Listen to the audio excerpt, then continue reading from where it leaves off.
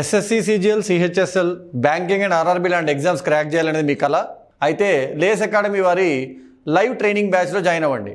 Last 17 years నుండి బ్యాచ్కి 25 మెంబర్స్ని మాత్రమే తీసుకొని best quality and most experienced trainers అయిన 20 to 25 years ఎక్స్పీరియన్స్ కలిగిన ట్రైనర్స్ మాత్రమే క్లాసెస్ చెప్పిస్తూ, డైరెక్టర్స్ అయిన మేము మాత్రమే గైడెన్స్ ఇస్తూ, జూనియర్ ట్యూటర్స్ ఎవరూ లేకుండా స్టూడెంట్స్కి పర్సనలైజ్డ్ అండ్ కస్టమైజ్డ్ ట్రైనింగ్ ఇస్తూ ఎన్నో వేల మందికి వాళ్ళ కళ నెరవేర్చగలిగాము. సో ఇప్పుడు రాబోయే నెల నెక్స్ట్ బ్యాచ్ ఒకటి ఓపెన్ చేస్తున్నాము. కేవలం 25 మంది మాత్రమే దాంట్లో ప్రవేశం ఉంటుంది.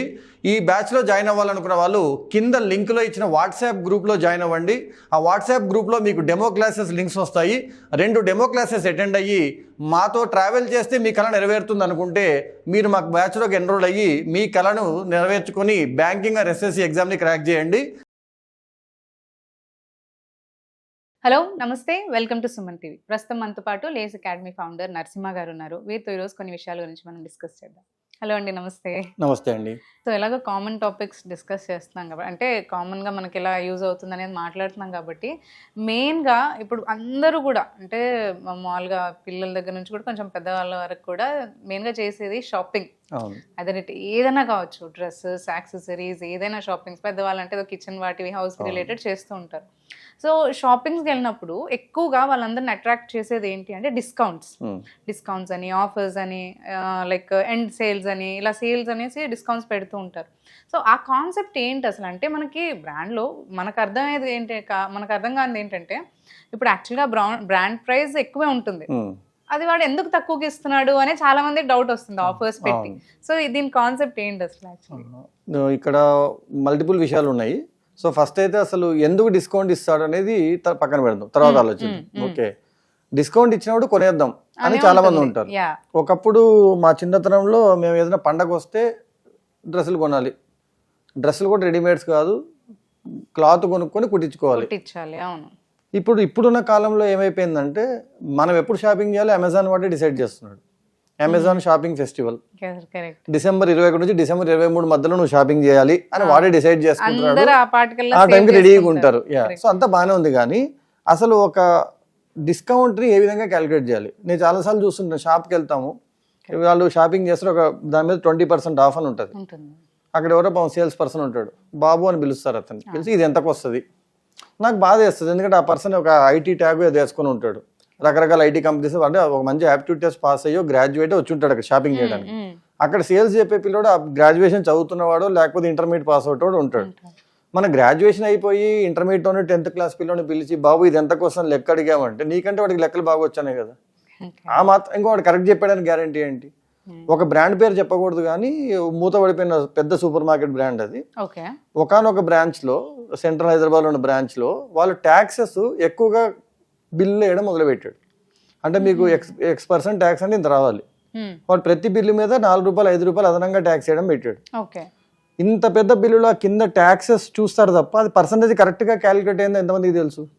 ఎందుకు ఇప్పుడు కూడా మీరు వెళ్తారు, సర్వీస్ ట్యాక్స్ 5%, GST 2.5, ఆ పర్సంటేజ్ కరెక్ట్గా క్యాలిక్యులేట్ చేయడం మనకి గ్యారంటీ లేదు.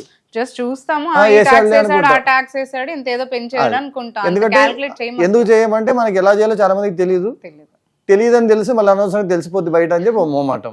తెలిసినా కొందరికి లేజినెస్, కరెక్ట్ చేసి ఉంటాడులే, ఏముంది రూపాయన్నర 2 రూపాయలు ఎక్కువ కదా.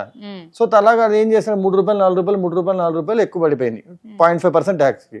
అలా 1 year లో he earned more than 600 crores India wide గా.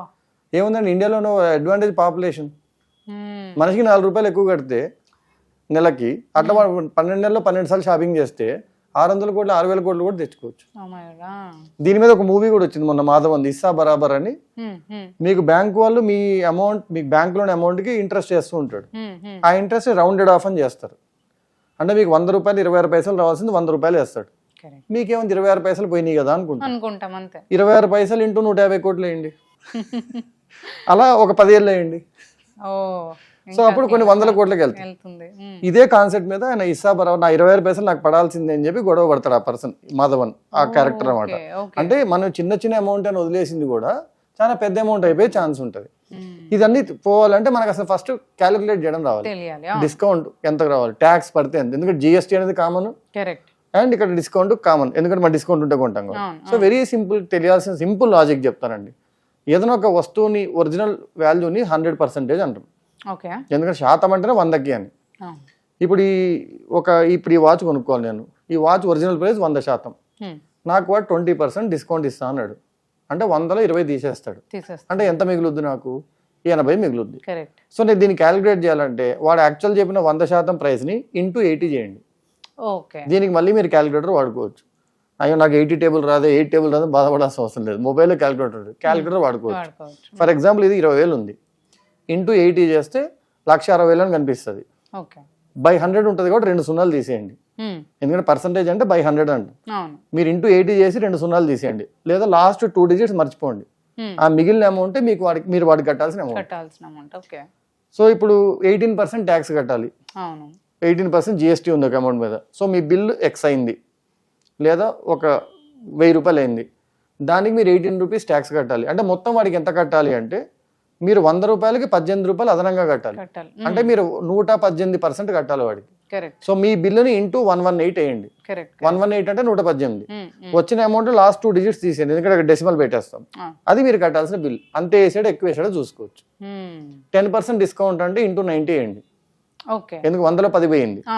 10% ట్యాక్స్ అంటే ఇంటూ 110 వేయండి. ఎవరో వచ్చి సార్ మీకు 40% పెనాల్టీ వేస్తున్నా అన్నాడు. మీరు కట్టిన అమౌంట్ ఇంటూ 140 వేస్తే 40% ఎక్స్ట్రా కాబట్టి మీకు కట్టాల్సిన అమౌంట్ లాస్ట్ 2 తీసేస్తాం. ఏదైనా 100తో డివైడ్ చేయాలి కాబట్టి లాస్ట్ 2 డిజిట్స్ తీసేస్తాం. ఇలా మీకు డిస్కౌంట్ వేరే వాళ్ళని అడగాల్సిన అవసరం లేకుండా ఇంకా కొందరికి 8 9 టేబుల్స్ బాగా వస్తాయి. అప్పుడు నాకు 2500 ఇది 20% డిస్కౌంట్ పోతే ఎట్లా అంటే 25 into 8 అంటే 20 వస్తుంది. అంటే 2000కి వచ్చేస్తుంది. 8 టేబుల్ వచ్చిన వాళ్ళు ఈజీ చేయొచ్చు. లేదు మొబైల్ తీస్తావు 2500 into 80 కొడతావు నీకు 2000 కనిపిస్తుంది. లాస్ట్ 2 సున్నాలు పట్టించుకో కాబట్టి బాబు 2000 పడుతుంది. మళ్ళీ దీని మీద 18% ట్యాక్స్ ఉంది. ఇంటూ 118 కొడతావు అప్పుడు ఏమవుతుంది 2360 కనిపిస్తుంది. అయిపోయింది. అంటే ఈ బేసిక్ తెలిస్తే ఆ షాప్ వాళ్ళ దగ్గర మోసమైనట్టు మనం మోసపోవాల్సిన అవసరం ఉండదు. ప్లస్ ఒక్క 2 నిమిషాలు మనం స్పెండ్ చేయగలిగే ఓపిక ఉండాలి.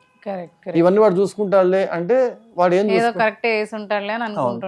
ఇంకో సింపుల్ ఎగ్జాంపుల్ అండి ఈ డెలివరీ యాప్స్ ఉన్నాయి కదా.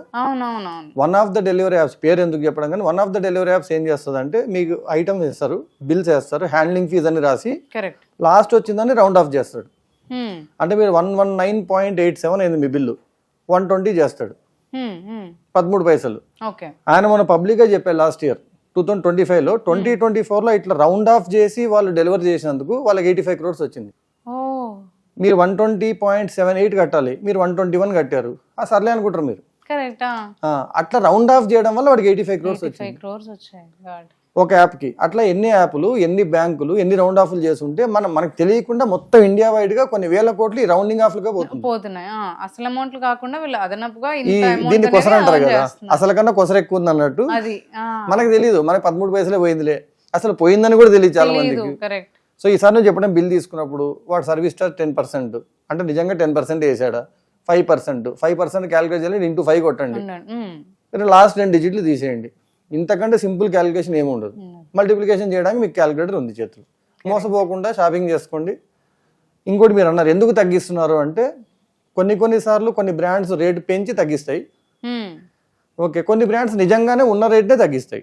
అదే నేను అనింది ఇదే మనకి డిస్కౌంట్స్ అని పెట్టినప్పుడు ఆ కాన్సెప్ట్ ఏంటనేది అర్థం అవ్వాలి అని. అంటే ఇప్పుడు కొన్నిసార్లు ఏమవుతుందంటే దాని యాక్చువల్ ప్రైస్ మీకు తెలీదు పెంచింటాడు లోపల పెంచి తగ్గించుంటాడు.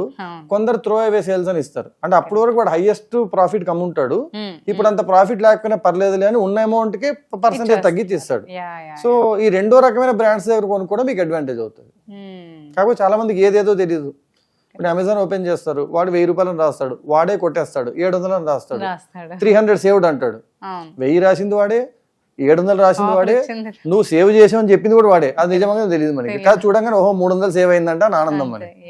సో కొంచెం మన షాపింగ్ చేసేటప్పుడు కూడా ఎప్పుడు చేస్తున్నావు ఎందుకు చేస్తున్నావు అవసరానికి చేస్తున్నావు లేదా చేసినా మోసపోకుండా క్యాలిక్యులేట్ చేసుకోవడం ఎట్లా ఈ పర్సంటేజ్ బేసిక్ తెలుసుకుంటే చాలండి సరిపోతుంది. Thank you.